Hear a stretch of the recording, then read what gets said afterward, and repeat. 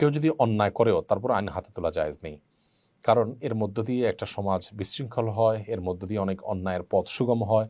আপনি যাকে অন্যায়কারী হিসাবে তার ব্যাপারে শাস্তি দেওয়ার কাজটা করতে যাচ্ছেন, এটা যদি আরেকজনও করে তাহলে সেক্ষেত্রে ঠুনকো অজুহাতে একজন আরেকজনের শত্রুতা উদ্ধার করা শুরু করবে, সমাজে একটা বাজে দৃষ্টান্ত তৈরি হবে এবং একটা অস্থিতিশীল পরিস্থিতি আসবে।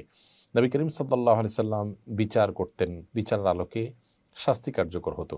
কোরআনের যে বিধান আছে সেই বিধানের আলোকে সাহাবীরা যার যার মধ্যে করে শাস্তি কার্যকর করতেন না, পরে নবী সাল্লাল্লাহু আলাইহি সাল্লামের কাছে আনা হতো, তিনি বিচার করতেন। পরবর্তীতে সাহাবীরা যখন খেলাফতের দায়িত্ব পেয়েছেন তারা বিচার করতেন, তার আলোকে বিচার করা হতো। তো বিচার প্রত্যেকটা ব্যক্তি যদি বিচার ভার নিজের হাতে তুলে নেন তাহলে সেক্ষেত্রে সমাজ বিশৃঙ্খল হবে, যেটা ইসলাম সমর্থন করেন এবং আমাদের জন্য একটা সুন্দর আবাসভূমির পথে যেটা সবচেয়ে বড় অন্তরায়গুলোর একটি। বিধায় কোনো যুক্তিতেই আইন নিজের হাতে তুলে নেওয়া আমাদের জন্য জায়েজ হবে না।